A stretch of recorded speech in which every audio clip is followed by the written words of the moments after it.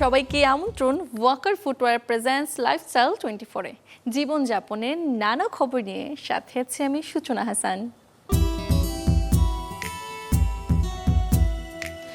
নানা রঙের নানা রকম কাপড়ের তৈরি পোশাক, আর সেই পোশাকে ভিন্ন ভিন্ন ডিজাইন ফুটে ওঠে নানা রকম লেসের ব্যবহারে। যারা ফ্যাশন ট্রেন্ড ফলো করেন তারা নিশ্চয়ই খেয়াল করেছেন তা।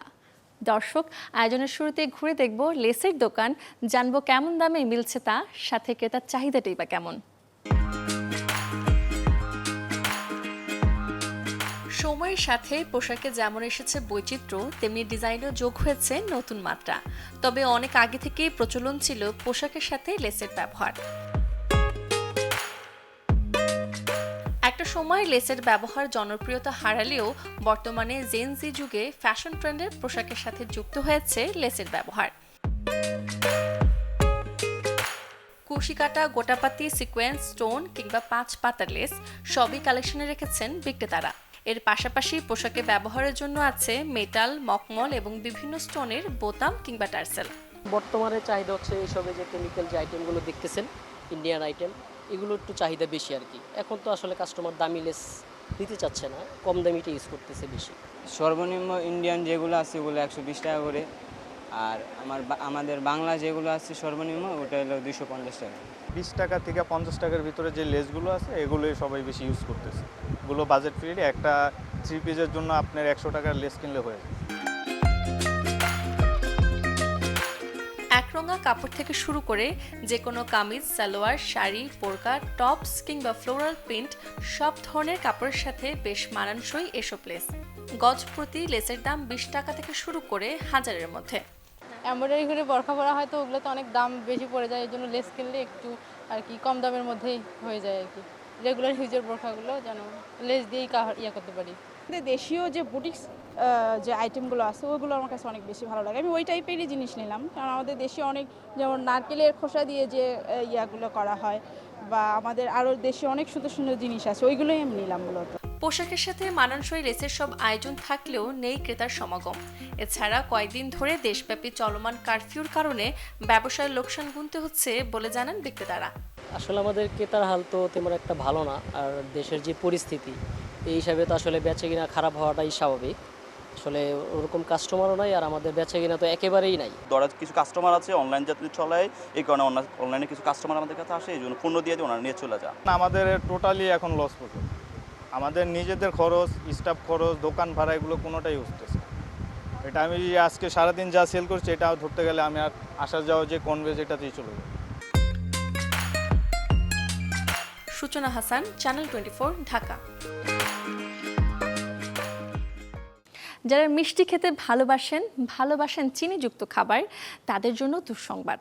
কারণ আমি আপনাদের জানাবো মাত্র সপ্তাহ 2 চিনি খাওয়া বন্ধে শরীরে যেসব উপকার পাবেন তার গল্প।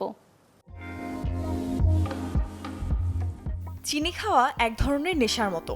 চিনি খেয়ে অভ্যস্ত হলে সহজে এর থেকে বের হওয়া কঠিন।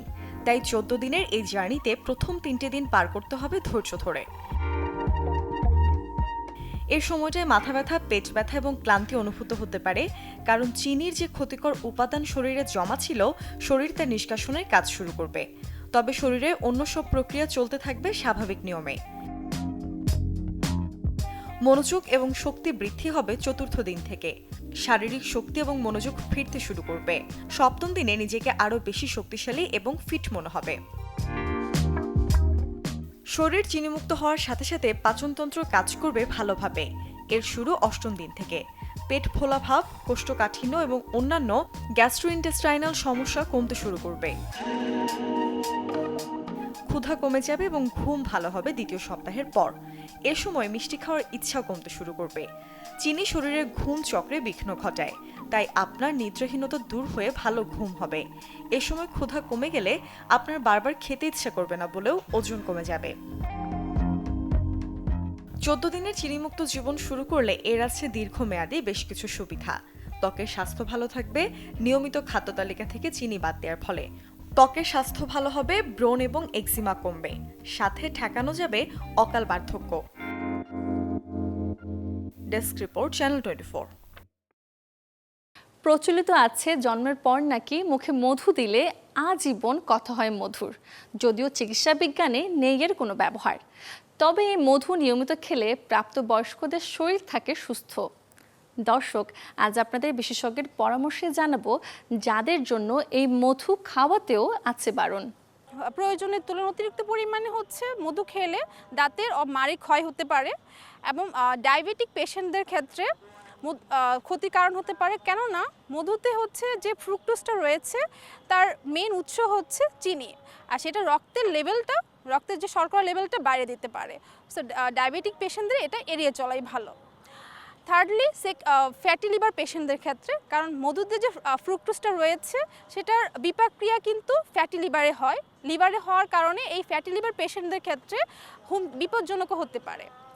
ফোর্থলি শিশুদের ক্ষেত্রে দেখা যায় শিশুদের যে 12 মাসের বা তার থেকে কম বয়স শিশুদের একদমই মধু দেওয়া উচিত নয়, কারণ শিশুদের মধ্যে ক্লোস্ট্রিডিয়াম সংক্রমণের ঝুঁকি রয়েছে।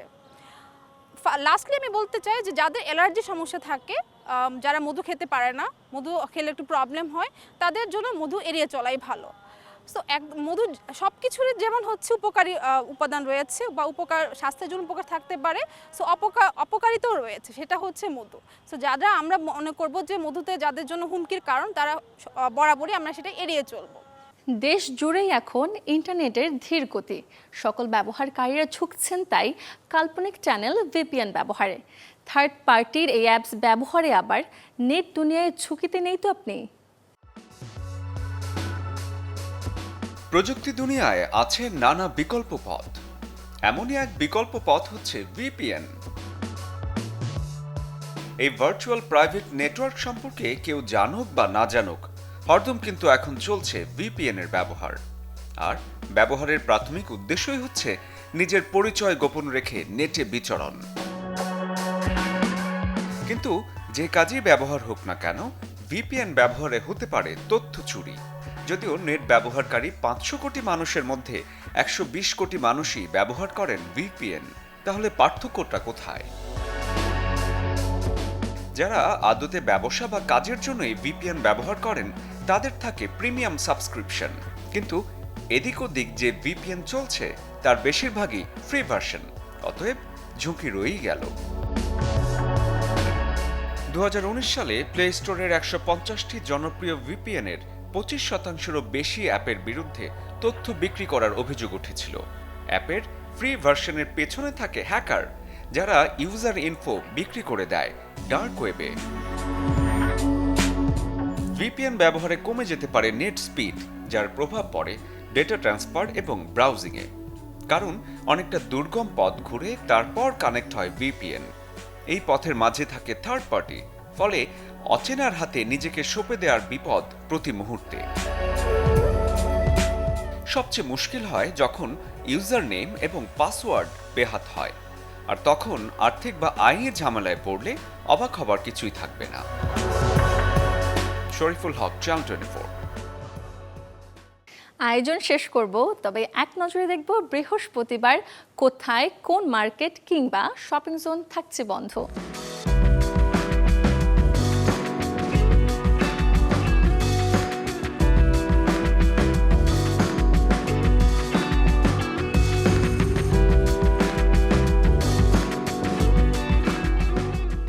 এই ছিল ওয়াকার ফুটওয়্যার প্রেজেন্টস লাইফস্টাইল 24 এর আজকের আয়োজন।